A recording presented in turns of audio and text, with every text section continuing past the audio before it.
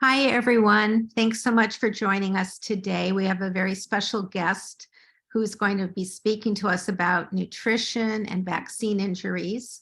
Dr. Joel Fuhrman, is a board-certified family physician, 7-time New York Times best-selling author, and internationally recognized expert on nutrition and natural healing. He specializes in preventing and reversing disease through nutritional methods. Dr. Fuhrman has educated millions of people on the long-range benefits of healthy eating through his many television appearances, books, and publications. In his medical practice and through his books and television specials, he continues to bring this life-saving message to hundreds of thousands of people around the world.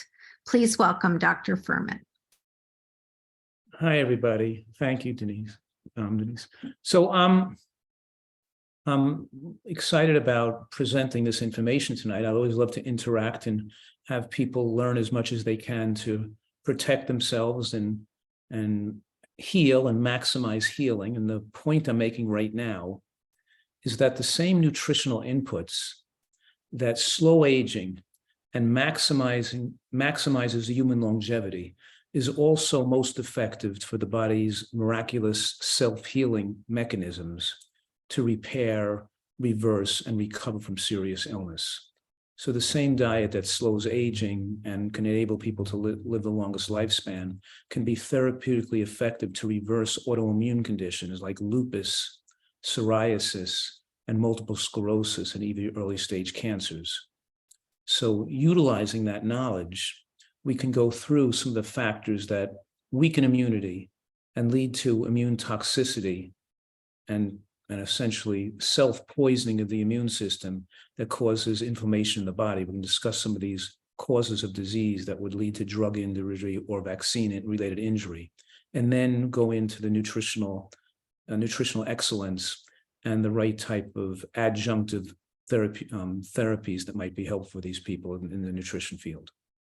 Okay, so let's get started. I'm going to share my screen and put up some slides to get going here. Oh. It's open. Can you see that okay?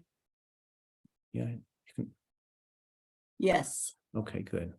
So I'm going to get started. Okay, so we're starting here with a foundational principle that slows aging. And I'm saying the most proven methodology, or the only proven methodology to slow aging and extend human lifespan, are represented by these 5 words that I want you to write down or memorize.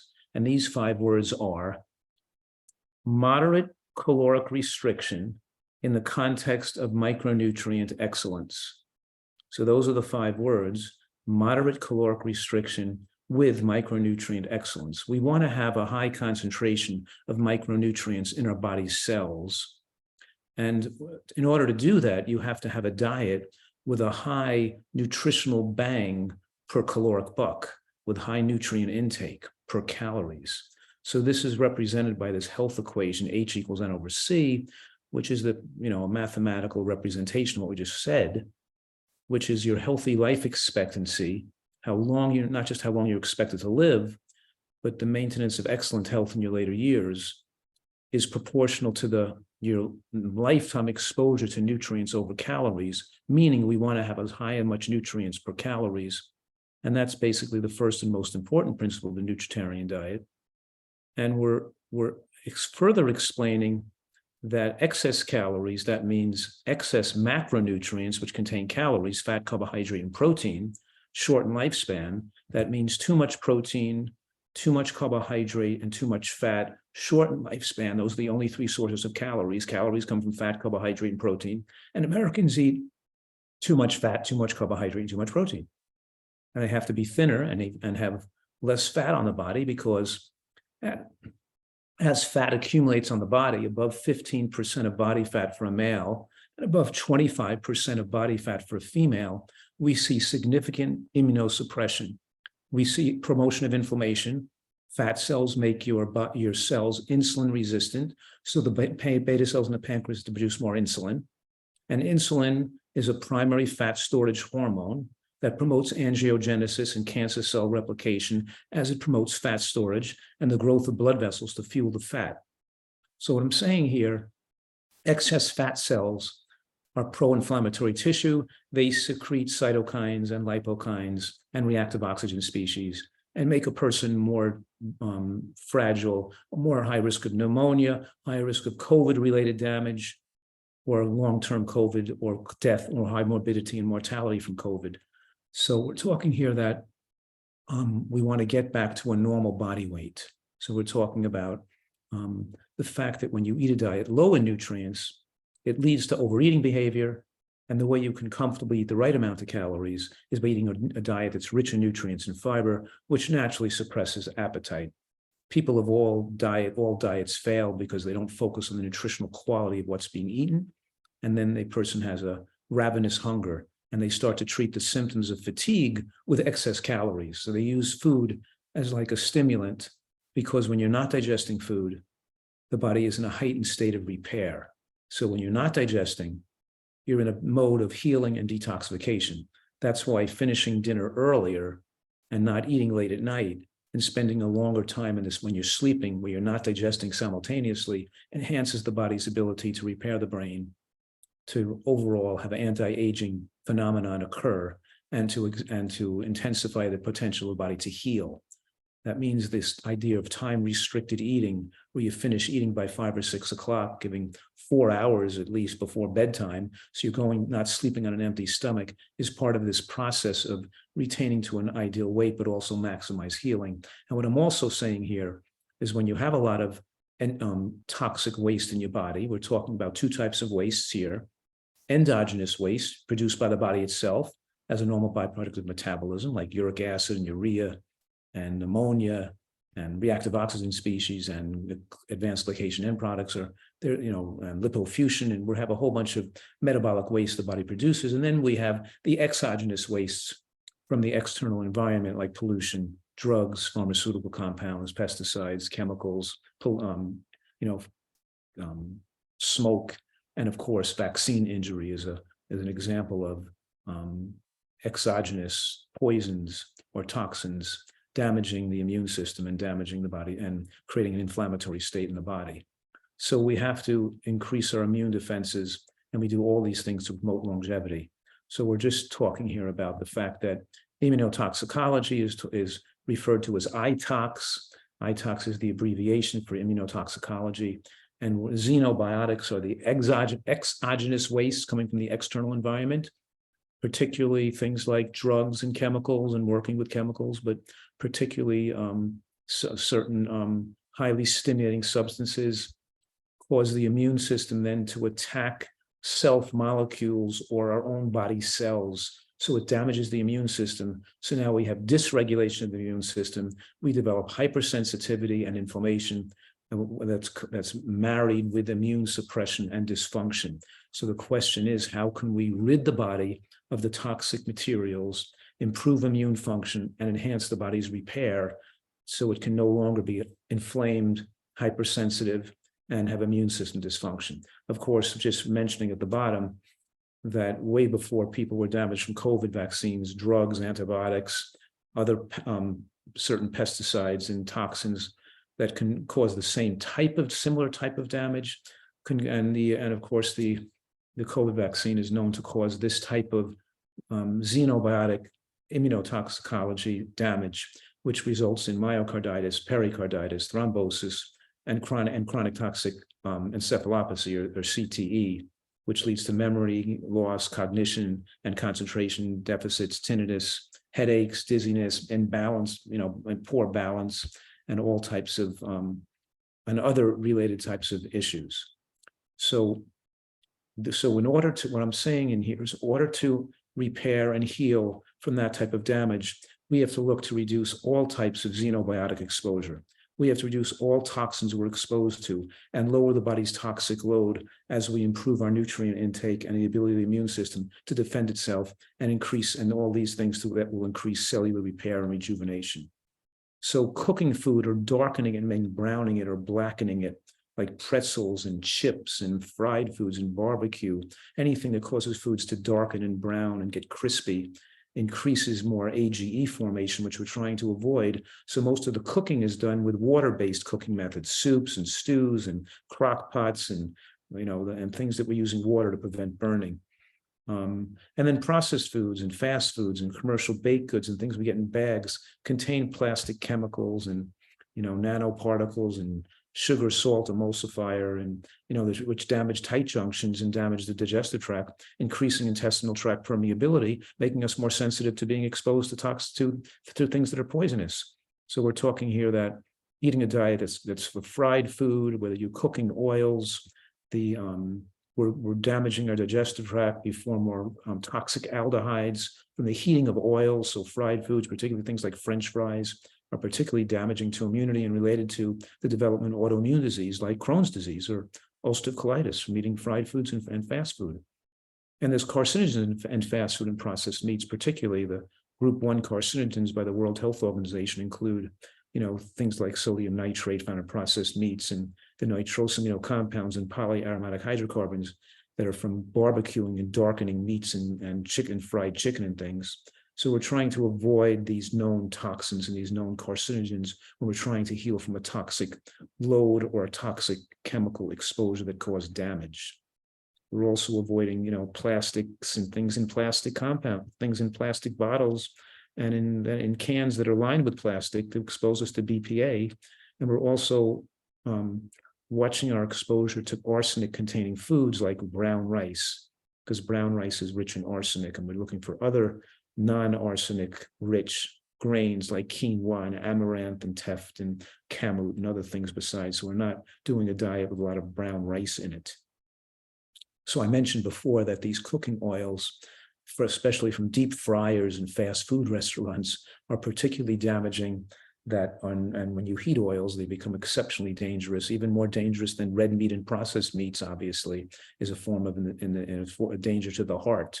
So we're talking about you have immune dysregulation and promotion of autoimmune disease, cancer, and heart disease from eating heated oils, which have glycidols and toxins in the oils and the way they remove them from the plant they're derived from, but they also form toxic aldehydes having to do with how the temperature they're cooked at, how much they're heated to, and how long they're heated to. The high temperature increases these toxic, damaging aldehydes. And I'm also saying that, gut inflammation means brain inflammation. They're very intimately related to each other. And this idea of the sweets and meats, in other words, sugar, white flour, and meat and chicken, the high protein foods and the high sugary foods, create unfavorable bacteria in the gut that then produce unfavorable bacterial toxins like TMAO, trimethylamine oxide, a toxin produced by the bacteria that live off the sweets and meat type diet, as opposed to eating a diet of mostly vegetables and plant foods. When we eat a diet that's largely natural plants, then you build a different type of bacteria that does not produce toxic byproducts that can interfere with immune function and inflammation. So sugar, and I'm saying here that white flour is a sugar equivalent. In other words, a bagel, a croissant, pizza crust, burger buns, Italian bread are all sugar equivalents. There's no difference. They turn into glucose, and they all have a relatively similar glycemic load or glycemic index. And the sugar raises insulin, of course, but also raises IGF-1, almost like animal protein does. So it's this insulin IGF-1 sandwich. Think about this when you have pizza or a hamburger where you're having sugar, because white flour is sugar. It's not a food, it's a drug, because it doesn't, it's not efficiently created energy, it doesn't supply the body with nutrients. It strips nutrients from the body's reserve. And because it doesn't get efficiently translated into energy without the cofactors, it gets more shunted to fat storage and leaves you feeling fatigued and desirous of extra calories. So it's really like a drug. It's an addictive drug that the whole nation is addicted to, but it weakens immunity and raises both insulin and IGF-1, which I'm saying is the witch's cauldron of cancer causation, where you mix together things like pizza or spaghetti and meatballs or ham sandwiches or egg on a bagel, whatever it is, you're mixing animal protein which raises IGF-1 to an unfavorable high level. And then we're raising insulin with the white flour, and the combination of those two synergistically is more detrimental to a person's health. So when glucose, insulin, and IGF-1 spike together, that, of course, has more negative effects on immune surveillance, halts self-repair mechanisms. You can't grow and self-repair. We're not really excess calories, shuts down gene silencing, which means the ability of the body to fix gene defects and broken cross-links and the accumulation of methylation defects in cells that leads to cell dysfunction and dysregulation and inflammation. The body can't fix it because you've silenced the ability of the antioxidant response element. And the antioxidant response element that, of course, is necessary to fix damaged DNA is predominantly fueled by the phenols and other antioxidants that are found in colorful plants, particularly the isothiocyaninates, or the ITCs, found in green cruciferous vegetables, is a tremendously powerful accelerator of cellular repair by activating the antioxidant response element in the cell, which is like a little locomotive that goes up and down the DNA and fixes things that are broken. So the scientists use that term gene silencing, describing the phenomenon in which the body has the ability to silence abnormal genes. So if you have the BRCA1 gene that increases your risk of, breast and ovarian cancer, it's silenced by the high consumption of green vegetables, beans, and other high phytochemical foods like wild blueberries and onions. So we're in other words, with the right foods, even genetic defects are not harmful. So we're talking here about toxins that damage the gut lining, and not just sugar, and a high intake of animal products and cooked oils and fried foods damage the lining of the digestive tract and the immune function. But salt is a particularly limiting factor because it weakens the epithelial, it exacerbates epithelial injury and prevents the healing of the tight junctions. Salt, so we're talking here about sodium present in natural foods like lettuce, celery, cucumbers, beans. There's about 500 milligrams. There's about 50 milligrams of sodium per each 100 calorie in a natural food diet. So just eating fruits and vegetables and beans and nuts, you're getting about, if you eat 1,000 calories, getting about 400 milligrams of sodium in it. I'm saying using added sodium over and above what's in natural foods, like eating 2,000 or 3,000. So, but even people who are been poisoned or have there been damage from toxic exposure or vaccine injury, salt becomes a predominant inhibitor of the ability to heal because it doesn't allow the tight junctions to heal and promotes autoimmune dysregulation. So salt drives the production of Th17 cells, an important factor in the formation of autoimmune disease. I'm saying right now, salt doesn't just raise blood pressure, and it also increases, and it causes microvascular hemorrhaging in the epithelial lining of blood vessels too, that increase your lifetime exposure to sodium, increases your risk of heart disease. So I'm saying that we have to heal the intestinal barrier, to heal the blood-brain barrier, to heal the immune system, and removing excess salt in foods that are salted is particularly important. And this next slide is particularly important too, talking about the damaging effect of seafood, particularly bivalves and crustaceans. I learned, recently in the last year about bivalves. I didn't even know what a bivalve was like over a year ago. I didn't realize that word meant clams, oysters, scallops, and mussels, things like that, right? And crustaceans, I think, are the shellfish like lobster and crab. But these bivalves are highest in BMAA, the neurotoxin produced by cyanobacteria that live off the algae bloom. So commercial farming, fish farms, cow farms, whatever it is, farming with using nitrogen fertilizer, producing nitrogenous wastes, dumping waste products into lakes, into the ocean, and creating the ocean as a dumping ground for garbage, has created an algae bloom, and we have clusters of ALS, or Lou Gehrig's disease, and Parkinson's dementia syndrome.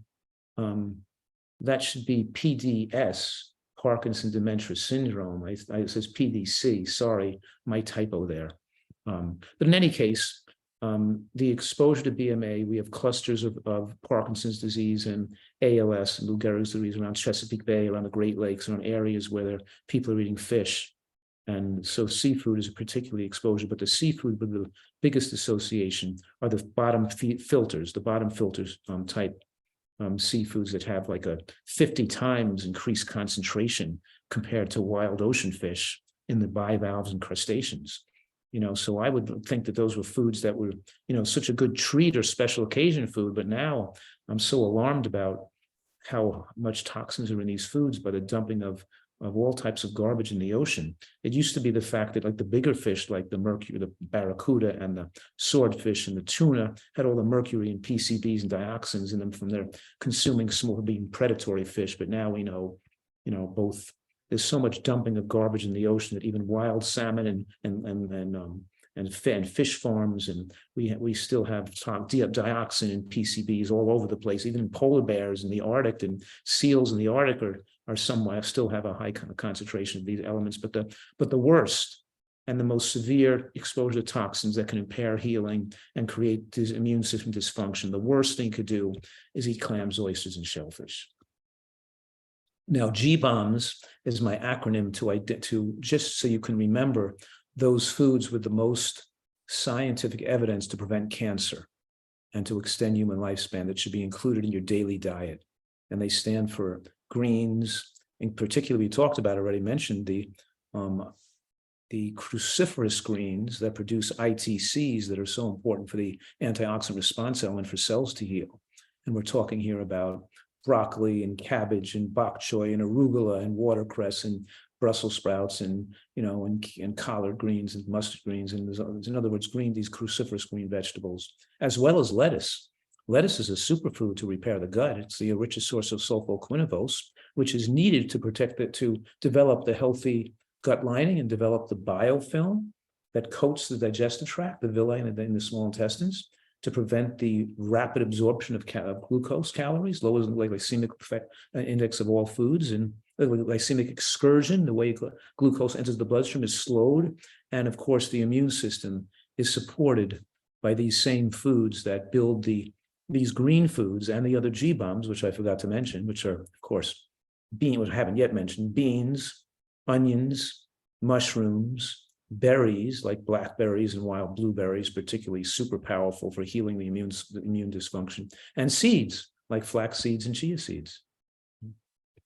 So I'm saying here that with the right type of diet, particularly the exposure to these 4 foods I'm talking about, the 2 raw foods I'm talking about to heal the gut lining and to maximize the biofilm are raw green vegetables and raw onion or scallion.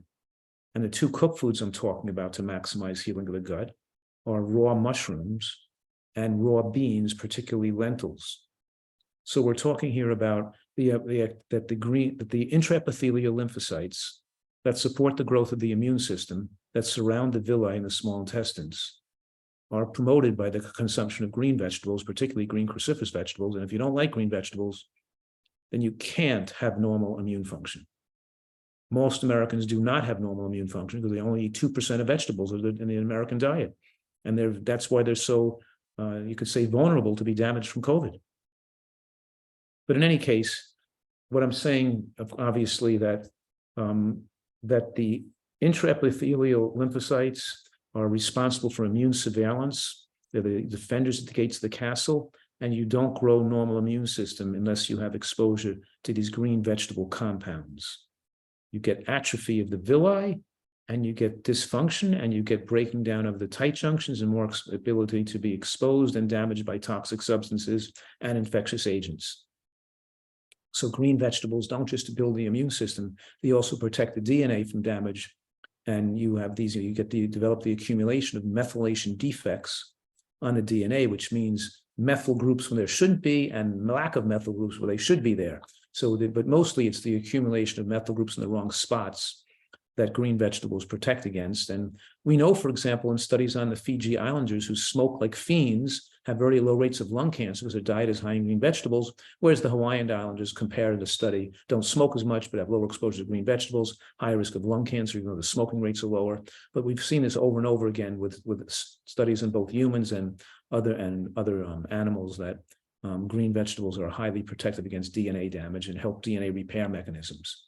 So here's a study on more than 100,000 Asians, which show that the longest lifespan occurred in those with the highest consumption of green vegetables, in this case, green cruciferous vegetables, with no threshold effect. the word threshold effect means that, once you have a half a cup of mushrooms or half a cup of onions, you're getting maximum benefit. There's a threshold there. You don't have to eat 2 cups of mushrooms or 2 cups of tomato sauce or 2 cups of, 1 cup's sufficient to get all the maximum benefit. But not with green vegetables. Longevity continued to increase as they went from 2 cups to 3 cups to 4 cups, even to 5 cups. With green vegetables, people still were living longer as a result of their high green vegetable intake.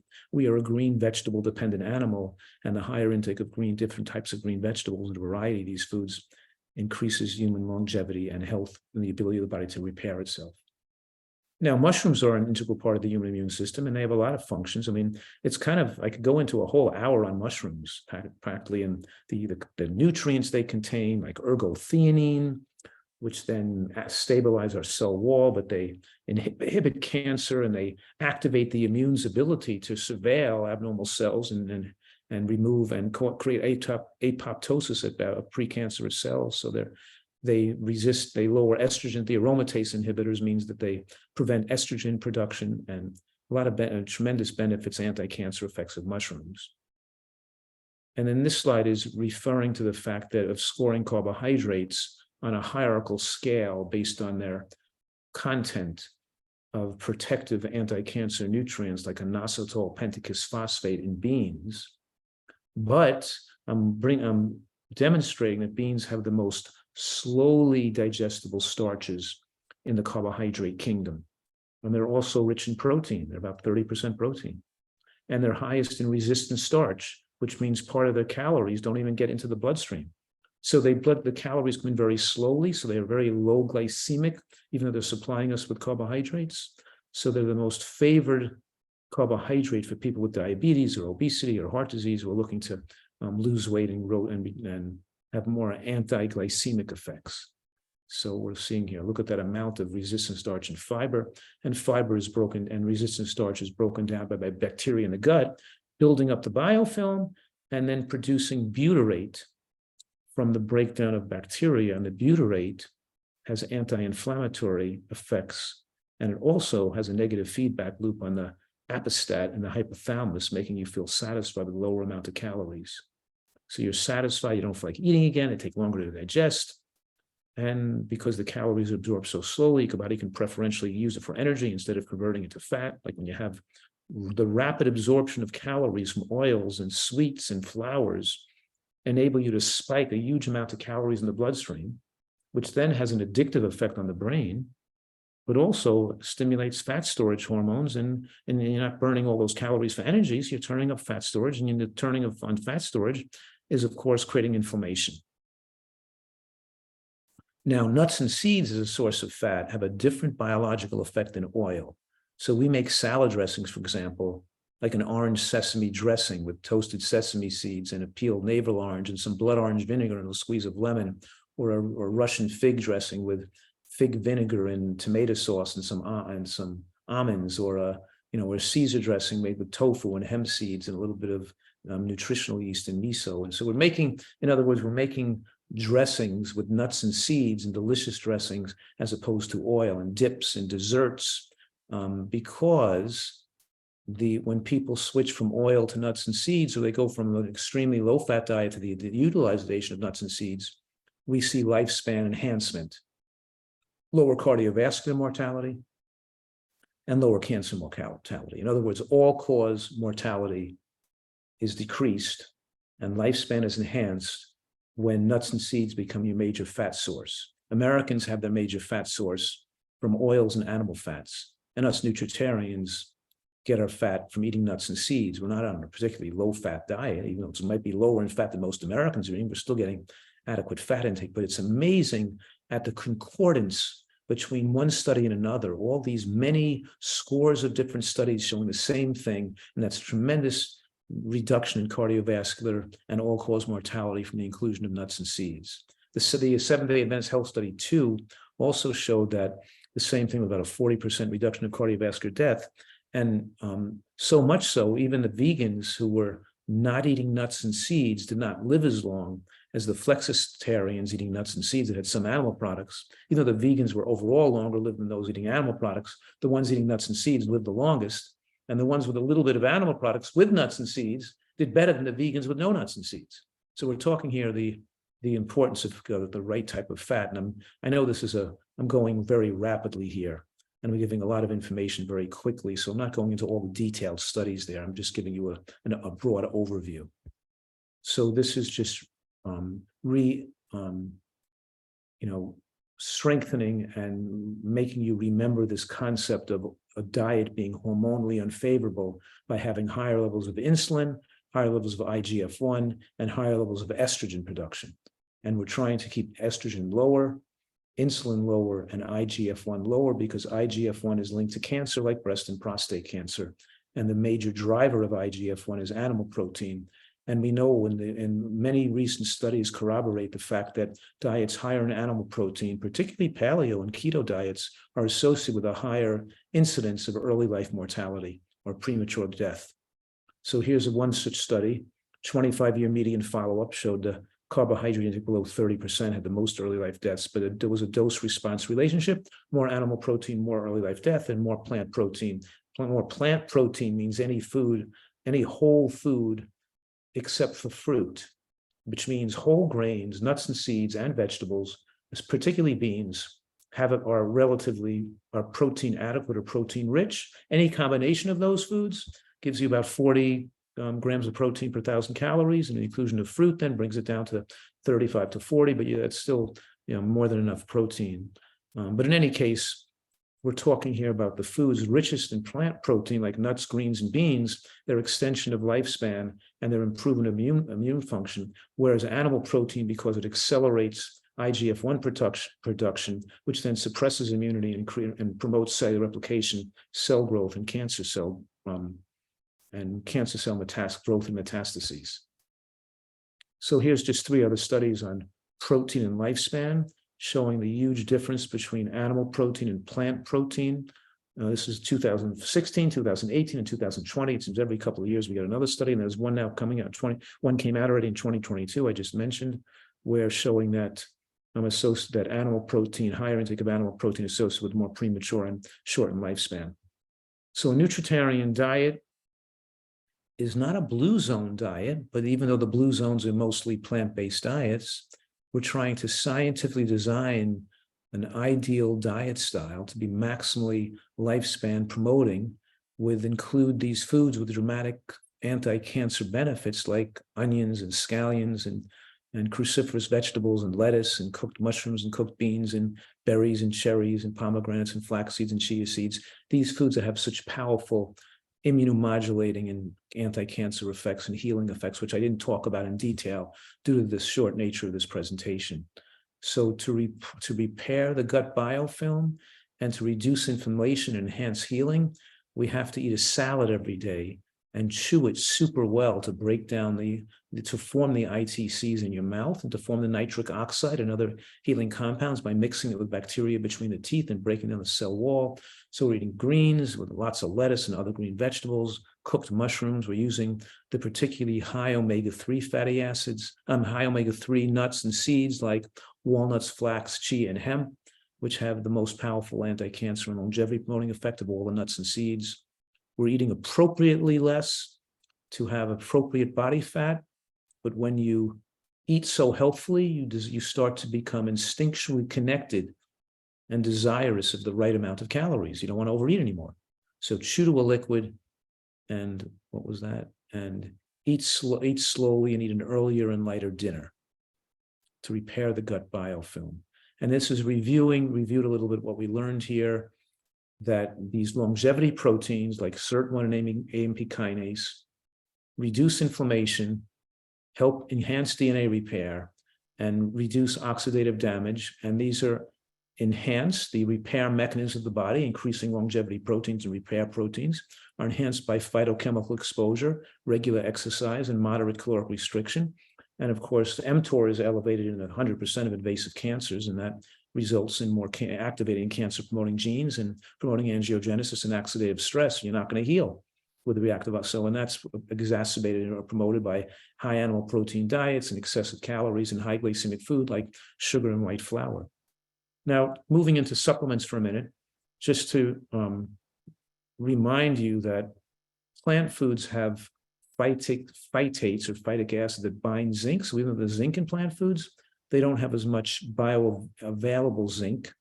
So we do recommend people on plant predominant diets are taking some extra zinc, like 10 or 15 milligrams of extra zinc a day, because we know that zinc deficiency or lower levels of zinc can result to more oxidative damage and pro-inflammatory a pro-inflammatory state for the brain. So zinc deficiency increases the risk of neurodegenerative disorders, which can cause deficiencies in memory and learning and associated with aging, depression, And so zinc deficiency, just like DHA deficiency, can increase exposure and damage from toxic material. So nutrients matter, and we're talking here about making sure we have comprehensive nutritional adequacy, that we have an amount of all these beneficial nutrients. So we're talking here about DHA and EPA, predominantly DHA, which is commonly called fish oil, which is the long chain fat the body can make from the short chain omega-3 fats in walnuts and flax seeds. But most people on plant diets don't make ideal amounts. And what I'm saying here, it's not just DHA to protect the brain, it's you need an adequate omega-3 index to protect the body's exposure to toxins or poisons. So in other words, the low level of DHA in the brain or low omega-3 index increases risk of Parkinson's disease and increases risk, and the low omega-3 index is increasing risk of toxic-induced immune system deficits. And I'm suggesting that EPA deficiency, a low omega-3 index, would increase the risk of vaccine-induced damage. So here's a meta-analysis of 17 studies showing those in the highest fifth, the highest quintile, had longer lifespans, lower risk, lower levels were associated with higher risk of heart disease and cancer. Here's another study, a 5-year loss of life from omega-3 index less than 4.2 compared to the highest levels of more than 6.8. And I'm recommending that a person with a vaccine injury should get an omega-3 index test and supplement appropriately to keep their levels at least above 6. And we use the Omega Quant, which is a very decent reproducible test to see where you're lying, so we can adjust the level of supplements. And the problem with the supplements is these fish oil or vegan omega-3, EPA and DHA supplements can become rancid when they're left out of the refrigerator for many months. Like 6 months, they start to have a higher TBA score. So we keep ours refrigerated. I actually have on the website, my website, DHA, EPA supplements in dark glass bottles that we keep under storage and refrigerator. When people get it, they can keep it in their refrigerator to keep the oils fresh. So if the freshness and the lack of rancidity of oils are all part of this. So to review what we went over here, we're talking about this nutritarian prescription. We're eating beans and fruits and nuts and salads and cooked greens and mushrooms and onions, and try to eat these a high variety of these plant foods without empty calorie foods like sugar, white flour, processed foods and fast foods, and little or no oil and little or no animal products, and controlling overeating and snacking, eating at meal times and eating a lighter and earlier dinner. The supplemental recommendations include the DHA purity, which is a refrigerated EPA. I do have supplements which give you the zinc, DK2, iodine, and B12, but when you're on plant-based diets, you're low in some particular nutrients that are more readily bioavailable from animal foods, particularly zinc. Vitamin D is the sunshine vitamin, just to make sure your level's adequate. K2 is usually unfermented products, but obviously it's a good thing to supplement with because it can strengthen bones and improve immune function. We want to make sure we have some iodine. We're avoiding iodinated salt, and I'm telling people cut the salt out of their diet. Unless you're eating seaweed or kelp or some other source of iodine, we want to make sure people get about the RDI, which is 150 micrograms a day, and taking sufficient B12, like 100 to 200 a day if you're not going to eat any animal products. And then supplementing those basic requirements with things that improve immune function and help repair and reduce inflammation, like mixed mushroom extracts. A lot of these different types of mushroom species, chaga and shiitake and maitake and lion's mane, and all these different types of mushrooms are shown to improve immune function and supply the body with compounds for immune repair. turmeric or curcumin compounds from turmeric and black turmeric, green tea polyphenols, particularly EGCG, and the avoidance of folic acid or vitamin A. Folic acid is like a petrochemical or pharmaceutical product that is linked to higher rates of prostate and breast cancer and can impede cell repair. So we don't want people to take these synthetic vitamins. If a person needs more folate, don't forget there's lots of folate in green vegetables and beans, but some people with methylation defects, which have increased susceptibility to damage from toxins, might require more L-methylfolate or methyl tetrahydrofolate, not folic acid. And if you do require more folate, then if your homocysteine is elevated, then you would know you're deficient in probably either folate or B12. But in any case, you have B12 adequacy. So and MMA or methylmalonic acid is more better to detect B12 deficiency. So if homocysteine is elevated above 14 or so, especially if you've been vaccine injured with a high homocysteine, you should be taking more methyl tetrahydrofolate to keep your homocysteine lower, like below 12 or something. Okay, I'm pretty much done. I'm just showing you a few cases here. Here's Pam, who in 1997 had metastatic ovarian cancer with 4 liters of ovarian cancer fluid in her lung. She was given a few months to live, and she's alive today. Amazing from following this protocol. Here's Irene, who received no treatment other than this high nutritional protocol, which made complete recovery from non-Hodgkin's lymphoma, and her tumors melted away. Just to give you some example. Here's Lee Gersted, who surprisingly and shocking to me, got well from metastatic breast cancer to the bones and refused chemotherapy. I have a lot more of those. I'm not going to go through it. And here's, for example, Sarah, who got well from multiple sclerosis, and Kelly, who resolved her autoimmune hepatitis, told you to liver transplant. And here's another multiple sclerosis people. And then obviously the name of my most recent book with the most updated references for those interested in learning more is Eat for Life. And I am sorry for talking so quickly and throwing so much information at you, but I know it's going to be on recording and you could always slow it down or go back and hear it again. Okay, I'm going to take away the screen, stop the screen sharing, and start to be able to take your questions and So Dr. Fuhrman, I jotted down the questions, so that might help. Oh, thank you. That makes it easy for me. Right. So some of them may not be in your realm, but we'll try. Yeah, try to make it as much general as possible. Yeah. Have you heard of something called Gosha Jinkan for tinnitus? It's some type of an herbal supplement, I think. No, I have not. I haven't heard of it. Okay. I'm sorry. There's a lot of questions about tinnitus or tinnitus, which many of us suffer from the vaccine. Do you have any experience with nutritional advice for treating tinnitus? I do, and I've had people make complete recoveries when it was toxicity associated tinnitus, as opposed to tinnitus due to some physical damage or tumor in the in the ear. So yes, I have had that, and it takes a long time because neurologic tissue is a long time to heal. It could take a year of eating very careful, but the things I mentioned with the DHA, with bringing your omega-3 index up higher, and the dietary and the supplements I recommended.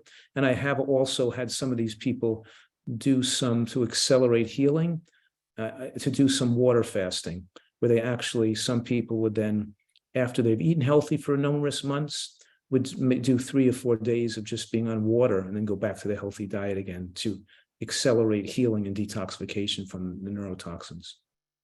Many of us are actually doing fasting in different forms, intermittent fasting and longer fasting. Right. And I think that very the helpful. only caveat there is we want people to have a nutritionally excellent diet and make sure they have very good nutrient levels. In other words, everything I talked about before they undergo the fast, because if they're fasting from a deficient state, the body's ability to repair and heal is not going to be effective. Right. Could you touch a little bit on POTS and the need to increase salt and the issue with having too much salt as far as not being healthy for you? yes, I'm saying here that, that 99 out of 100 people are going to live longer and be much healthier from not using any salt in their diet. But there are some individuals who are salt dependent. And even in those individuals, we're not just going to give them willy-nilly any amount of salt. We're going to titrate the salt intake very scientifically to know exactly what they need for normalcy based on their urine excretion and their symptoms. So that means maybe they require 1,500 milligrams of salt, whereas the person on the no added salt diet is consuming somewhere between very moderately. So I'm saying if you're adding 200 or 300 milligrams a day, it's insignificant. Bringing your levels up from like 600 to 1,000 is still insignificant. But some of these people with POTS or other conditions or salts can require another 500 a day of salt. But rarely do these people need more than 2,000 a day or more. They still should not eat as much salt as Americans eat, which is 3,000 a day on the average. So even people who are requiring more salt, and as their POTS improves, there's other things we can do to help POTS get better. Tilt table exercises and there's a whole program. But in any case, meditation. But then we can over time have them not require as much sodium as their POTS gets better. And POTS can also have stress-induced POTS too. Sleep, stress, meditation, and nutrition all helps that get better. It's very common in the vaccine-injured world. Really? Yeah. Is there any benefit to lowering iron levels by bloodletting? No, it's just that meat contains heme iron, which can give you dangerously high levels of iron. Once you're on a plant-based diet, the iron is non-heme iron, so the body doesn't absorb what it doesn't need. Heme iron is absorbed even if you don't need it. In other words, the body can't keep the iron from meat out of the body. When you eat it, you get the iron in the body. It's just absorbed too readily. But non-heme iron, your body, if you don't need it, it doesn't get absorbed. So it's not necessarily a bloodlet. It's just don't eat meat and you'll get your iron down. Yeah. Are organic foods that are packaged okay to eat?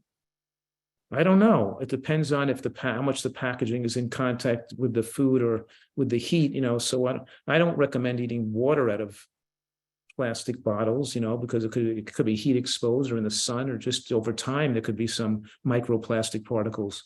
And of course, that's another problem with seafood is microplastic particles in seafood, because we dump so many tons of plastic into the ocean, and most Americans have a credit card amount of plastic in their body, and microplastics are neuroendocrine disruptors and create all kinds of damage too. So that's another reason why we want to absorb things in plastic. But I'm thinking if certain types of plastic, where the food is not around touching the bag, or I don't know across the board that anything in plastic, but I'm certainly we're concerned about the plastic lining of cans and liquid food, liquid that is in contact with the plastic the whole time it's in the container. What are your thoughts on air fryers and microwaving foods? Well, a dehydrator is not going to damage the food, but certainly fried food is much worse. But an air fryer is usually making food crispy, and people like that outer surface crispiness, and that outer surface crispiness with an air fryer is still forming acrylamides, and acrylamides are a mild carcinogen, and it weakens the healthful benefits of the food. So I'm not recommending air fryers, and a microwave's okay for defrosting and warming, but it's too easy to overcook food in a microwave. It's not the radiation of the microwaves, it's just that people easily overcook their food to damage the food too much. So as long as you're careful not to overuse the microwave, to just warm or just barely just to get it, edible, then I think it's okay. The same thing, an air fryer is not terrible, but I'd much rather people use water-based cooking methods, because when there's moisture involved with the cooking, you don't get the formation of acrylamides and other negative compounds. Right. So we're talking about soups and stews and blanched vegetables and steamed vegetables and artichokes, and making things that not doing too much things that are darkened or browned or made crispy with dry heat. Now we have a few questions that are more personalized histories from individuals, and I'm not sure if they'll pertain to your expertise or not. But this person says, I have to eat a snack before bed or my stomach rumbles. Any suggestions? And also my heart I hear my heartbeat since the vax and has had a complete negative workup. Any suggestions? I didn't get the end of that, but let me just answer the beginning of it, okay? We can get to the other part, if we have time. Yes, most people that are toxic and eating unhealthily develop withdrawal symptoms or detoxification symptoms between meals that are suppressed by eating food again, because your body most effectively heals and repairs in a non-digestive state. So headaches, fatigue, stomach rumbling and cramping are examples of the detox that occurs when you don't eat food. So it's a result of an unhealthy diet. When I take people into my retreat in San Diego, from going from a very unhealthy diet to a healthy diet, they feel symptomatic the first 3 days with more stomach rumbling and headaches, and they feel somewhat agitated, and they feel like they need to eat food because they're using food as an addictive or toxic substance. Same thing like a cigarette smoker needs to go out for a smoke because they're feeling so uncomfortable from the nicotine going out of their system, or the caffeine addict has to go for a cup of coffee because they have the headaches. So this person who's getting stomach rumbling is not eating healthfully. If they were, that would have gone away. And the grumbling itself, the symptom, is when healing is occurring. What I'm saying is that the body heals in the non-feeding state, and it removes toxins into the bloodstream for removal, and it uses the lung tissue or the stomach lining or the digestive tract lining to exude not waste products. You dump waste into the gut, you dump waste into the lung, you excrete waste through the skin, and you get symptoms of elimination from when you're not digesting. And you can make it feel better by eating, but feeling better is getting sicker, feeling worse is getting better. It's the symptoms of detox that you want to allow to finish their work. So this person has to change their whole outlook, their whole philosophy of health and disease, and realize that this is good. This is good. If she eats really healthily and doesn't overeat, she's going to feel stomach rumbling and maybe feel poorly, and not for a few days, but eventually that's going to go away if she sticks with the program. Okay. And the second part of that was that she hears her heart beating in her ears since the vaccine, has had a negative workup. Any suggestions from a nutritional standpoint? Yes, and keep in mind, I think people are can get the sensation from what I'm saying is that there's not one dietary style that's good for cancer, and another one that's good for heart attacks and strokes, and another one that's good for vaccine injury. In other words, it's the same level of nutritional excellence that maximizes the body's ability to repair itself from any type of damage or any type of nutritional injury from earlier life. And the reason why most people haven't eaten healthfully the first half of their life when they were young, that's why it's so critical they pay attention to all these factors. I'm asking them for nutritional excellence. I'm asking them for a radical change in what they're eating to maximize the body's ability to heal and repair, and especially repair the damage that was done in the way they used to eat. And now you have people that are through pharmaceutical injury or vaccine injury on top of that, and moderate changes and improving your diet sometimes isn't enough. You got to go all the way to a really excellent nutrition to be able the body to really maximize repair. Could you tell us a little bit about your programs and how anyone interested here could get involved? Well, on my website at drfuhrman.com, I have a member. People can join as a member, in the more the level of membership. One level of membership allows them to communicate with me through the website, and I can answer their questions, give them guidance, because I have a lot of tools there where I can direct them to things to read or things to learn, or give them to various diets, and they can. So in other words, I have an Ask the Doctor forum where people can get my advice if they want about their particular condition, and they can learn. But for those, most people can just read the book or go to the website and learn a lot from the website, and just read what's there and get a lot of information as well as recipes and things like that.